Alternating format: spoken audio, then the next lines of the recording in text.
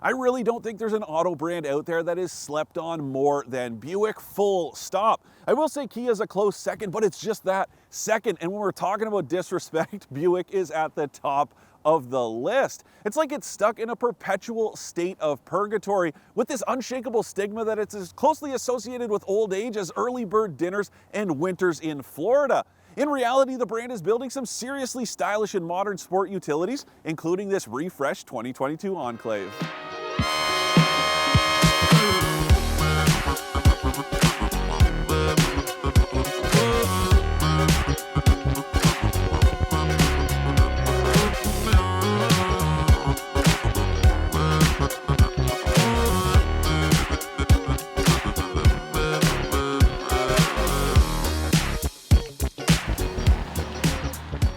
For more expert car reviews, don't forget to share our channel and subscribe so you can catch some of this and maybe even a little of that. Now remember, this is an update and not a complete overhaul. So there's a new front end, but it's the same soap bar shape as before. The old one, it was like classically elegant, whereas this is a lot more aggressive, but it's still kind of subtle.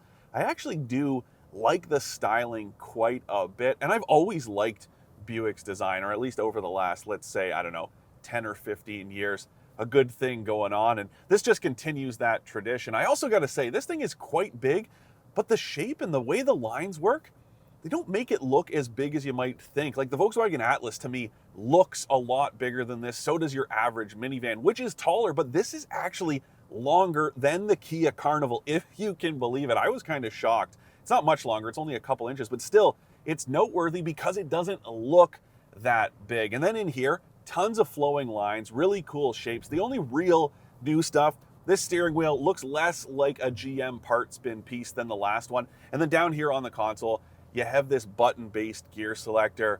And you guys know, I'm not a huge fan of these setups, especially this new one. Now, GM says that it's giving you triggers for drive and reverse so that they're harder to hit by accident, but honestly, they're just very awkward. And all this week, I haven't quite gotten the hang of it. And I know it's one of those things where I'll complain about something and then some owner out there is going to tell me how it's not that bad. And I don't know what I'm talking about, but I'm telling you right now, I'm basing this on all of the countless vehicles that I drive every single week. This is just not as simple as a good old T selector on the console or even a rotary dial. I usually complain about those, but the more buttons I see, the more I would like to see rotary dials instead, if you're gonna do away with traditional selectors. The cool thing about that is there's this pass through under here because there's no shift linkage. It's all electrical now, so you don't have to worry about having all kinds of mechanical stuff. So you've got this very handy pass through under the console, but again, the buttons, not a big fan. Let's go ahead and get back to some good news in here, starting with this slate blue upholstery that you can get in the base Essence trim as well as the premium. That means you can't get it in the top Avenir, which is a shame because it looks fantastic. The dash, the doors, the seats, it's all just a nice splash of subtle color. I really do like it. And then some other stuff in here that's good. Well, even in this cheapest trim, you get heated front seats, a heated steering wheel, cool stuff. Big problem though, if the one you're looking at was built after about November of 2021, no heated rear seats. They're supposed to be standard even in this Essence I'm driving, but they have been lost to the semiconductor shortage that is just plaguing the automotive industry. Lots of tough decisions have to be made. That's one of them. The other one, no front and rear parking sensors. Those are also supposed to be available, but they are not because of a microchip shortage affecting GM. Those decisions had to be made. I don't think they're deal breakers, but keep that in mind. If you can track down a slightly older one because those features are important to you, it might be worth trying because you will not be able to get them in a newer version of the Enclave. But some other good stuff in here, wireless Apple CarPlay and Android Auto, that's really cool. Built-in Wi-Fi hotspot, of course it's subscription-based, so is GM's OnStar connected services, and then same with satellite radio. All of that's here, but you are going to have some monthly costs associated with all of them.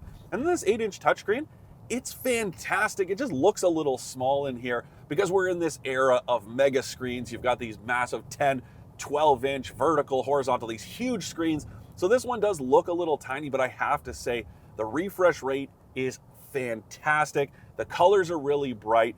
The response is amazing. Very well done. And it's an easy system to get the hang of because it works a lot like a smartphone.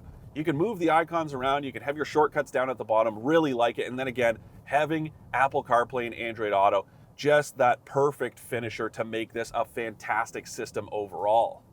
But even though you have all this modern tech inside, there's still some old school flair in terms of all the physical controls in here.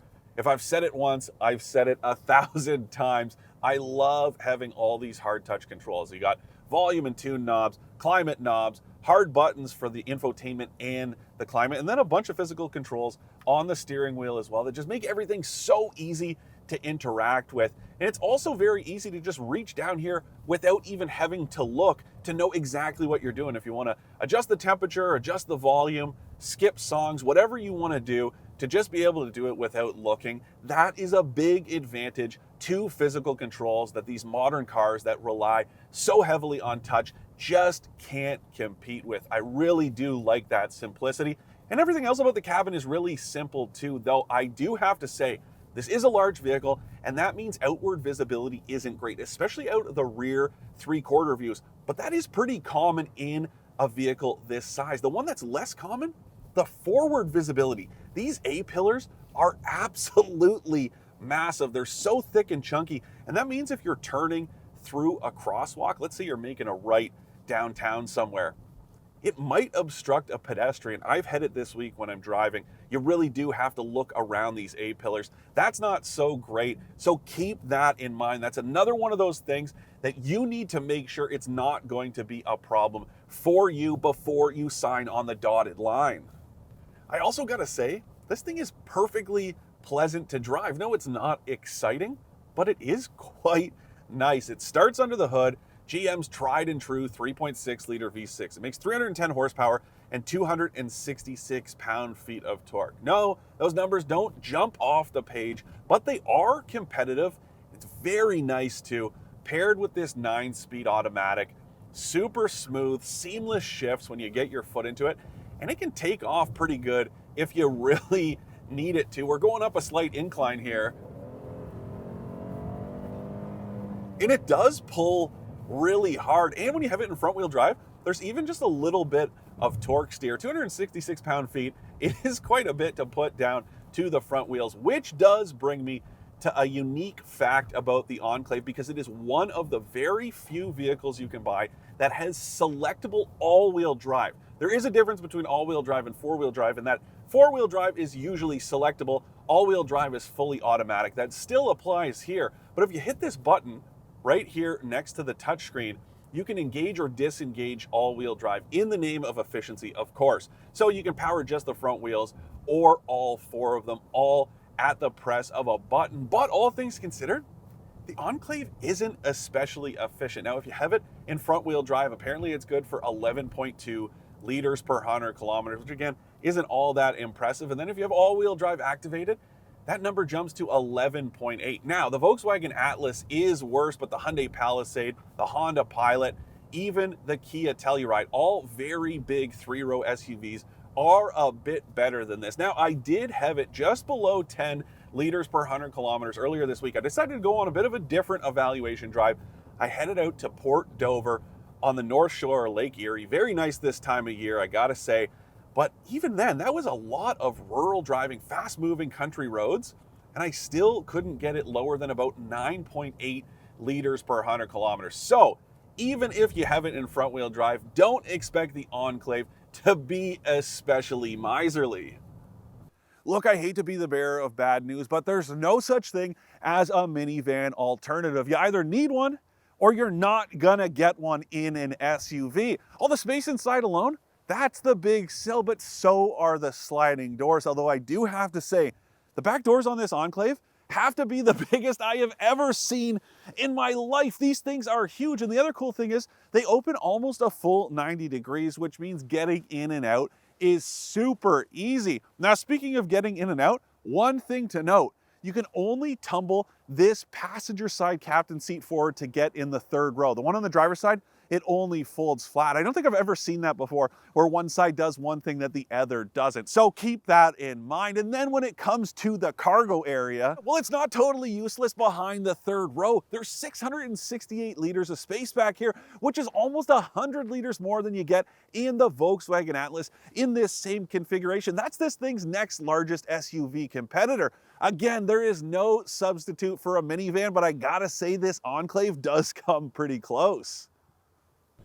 Now, like I said earlier, this thing, it is very big, but it disguises its size well, not just in terms of what you can see visually, but also from behind the wheel. It doesn't feel all that big. There's a nimbleness to it. No, the steering isn't especially light, though that is a good thing. You can feel what's happening, but it doesn't feel super heavy. There's not a ton of body roll. And I also have to say, GM has this way of making these very smooth riding front wheel drive based SUVs, and this is no different.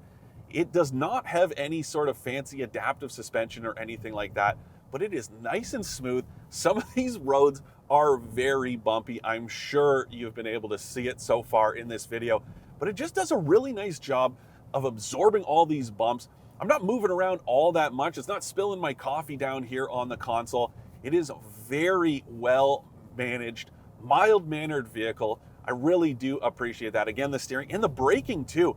It's very nice because there's good pedal feel. It brings this thing to a halt in a hurry, but you don't feel all the weight of it if you really stand on the brakes. That part is really nice too. And of course, all kinds of advanced driver aids. Now, some of them are new for 2022 as far as what's standard. You get blind spot monitoring with rear cross traffic alert, automatic emergency braking, pedestrian detection, lane departure warning, all that good stuff. The only thing that isn't standard is adaptive cruise control. It comes in the Avenir trim, but not in the Essence or the Premium. You've got to pay if you want those. And that is a bit of a problem because competitors like the Palisade, the Pilot, the Telluride, they all have adaptive cruise standard along with all those other advanced safety features. So that does put this thing at a slight disadvantage, but overall, all the stuff works really well. And again, it's super easy to use. Not quite as easy as FCA makes it with the adaptive cruise control. So if you hit this button here, it automatically engages adaptive cruise. If you want to use conventional cruise instead, you just have to hold down this cancel button. So it's not as self-explanatory as you might want, but you do get a nice little message right here in the instrument cluster every time you turn it on. So it's cool that it gives you that reminder, especially if you don't drive it that often, or if it's someone else's vehicle. It's nice to know that you don't need to open the owner's manual to figure out something like the cruise control. But you know, I do have to say, the fact that adaptive cruise control isn't standard does make the price of this thing at least a little bit tough to swallow, because it starts right around 52 grand before tax. This one, it's been optioned up to about 58 grand with all the stuff it has, which is competitive with a fully loaded Palisade. But don't forget, you still have the Premium and Avenir trims on top of this one that are even more expensive.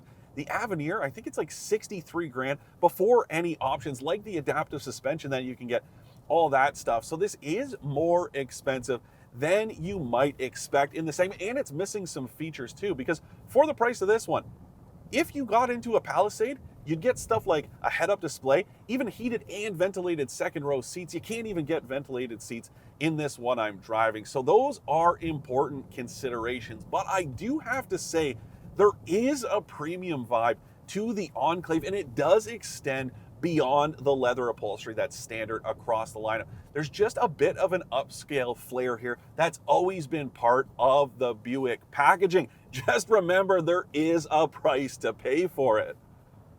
To recap, I like the Enclave's slick and quick infotainment system, how spacious it is, and the smooth ride and handling. I don't like how expensive it is, the button-based gear selector, and that it isn't especially efficient, even though it can run in front-wheel drive. Look, there's no denying how expensive this updated Enclave is, but that is by far the harshest criticism I can level against it. The rest of the stuff, like the fiddly little gear selector, the so-so fuel consumption, and even the poor outward visibility, that's all the kind of stuff you're going to find with any other vehicle, although you should definitely make sure they aren't deal breakers if you're in the market for one of these massive people movers. Otherwise, it's hard to find fault in a vehicle that executes the majority of its mission so well. Although that's nothing new for Buick, in spite of the stereotypes that have dogged it for decades now. This is an SUV that's stylish, spacious, and uncomplicated, and those are characteristics that should appeal to you regardless of your age.